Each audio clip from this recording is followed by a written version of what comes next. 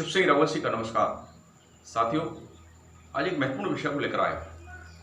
महत्वपूर्ण विषय यह है कि जो कोविड से लड़ रहे हैं और जो कोविड से ठीक हो गए हैं उसके बाद भी उनमें कमजोरी रहती है और जिनमें संभावना दिख रही है, ऐसे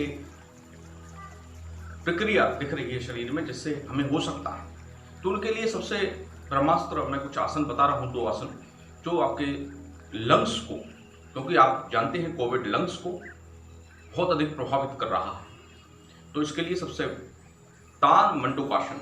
सबसे पहले हम क्या करेंगे, आप जैसे कई लोग इस प्रकार से जो मैं बता रहा हूँ, ये 2 कम से कम 1-1.5 फुट की इस तरह से बैठ जाएंगे और इस तरह से बैठते ही बनता है, तो कोई कुर्सी पर भी बैठ सकते हैं इस तरह से, और अपने हाथों को इस प्रकार से फैलाएंगे, आसमान की ओर हथेली होना चाहिए और इस प्रकार के भाव रखेंगे हमारे अंदर कि प्रकृति की सारी ऊर्जा हमें प्राप्त हो रही है और संपूर्ण आध्यात्मिक सात्विक शक्तियां हमें प्राप्त हो रही हैं और जो ब्रह्मांड की, जो प्रकृति की ऑक्सीजन है हमारे फेफड़ों में भर रही है। इस समय हम अनप्रेशेबल लंग्स हो जाएंगे, यानी कि दबाव से मुक्त आपके लंग्स हो जाएंगे और आपका जो दाहिना हाथ है वो बाएं कंधे पे जाएगा इस प्रकार से, और जो बायां हाथ है वो दाएं कंधे पर पीछे की ओर जाएगा इस तरह से,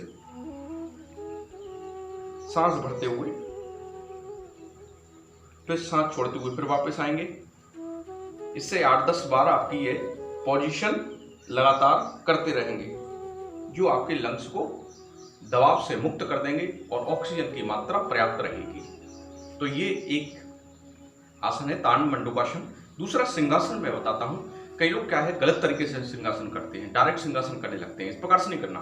पहले आपको सांस भरते हुए मतलब जालंधर बंद लगाना है। जालंधर बंद आपको नहीं आता तो सांस भर लीजिए, जालंधर बंद लगाइए और जो दबाव है वो आपकी नाभि तक जाना चाहिए, ठीक है ना। इससे आपकी थायराइड की समस्या तो दूर होगी। अन्य प्रकार से, यानी कि कहा गया है कि सिंहासनम भवतेत सर्वव्याधि विनाशनम, इस तरह से घेरंड संहिता में लिखा है, सर्वव्याधि विनाश करने वाला है सिंहासन। तो किस प्रकार से करना है, पहले जालंधर बंद लगाना है ऐसे, और यदि आपको नहीं बनता है तो आप कुर्सी पर बैठ के भी कर सकते हैं साधारण तौर पर, लेकिन यदि आपको बनता है तो इस तरह से आप बन जाएंगे। ये हाथ उल्टे करके इस तरह से और जालंधर लगाएंगे, पहले सांस भरेंगे और नाभि तक प्रभाव पड़ना चाहिए इसको,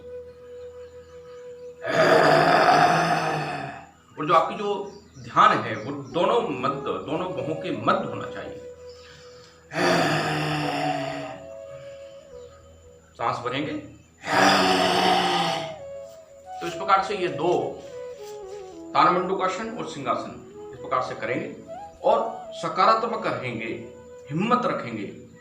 आप चाहे तो होम आइसोलेशन में हो, चाहे अस्पताल में हो, आप इस प्रकार से बिस्तर पर बैठे बैठे आप ये कर सकते हैं और अपनी ऊर्जा को प्राप्त कर सकते हैं, अपनी ऑक्सीजन प्राप्त कर सकते हैं। बस साहस रखना होगा और ये सकारात्मक प्रभाव, सकारात्मक ऊर्जा और सकारात्मक चिंतन लगातार करते रहना होगा कि मैं स्वस्थ हो रहा हूँ और ब्रह्मांड की जितनी सात्विक ऊर्जा है मुझे प्राप्त हो रही है और मेरे फेफड़ों को, मेरे हृदय को, मेरे लंग्स को, मेरे गले को, मेरे नासिका को संपूर्ण ऊर्जा प्राप्त हो रही है। पूरे संपूर्ण शरीर को सर्वव्याधि विनाशनम, सारी व्याधियों को नष्ट कर रही है और मैं स्वस्थ हो रहा हूं।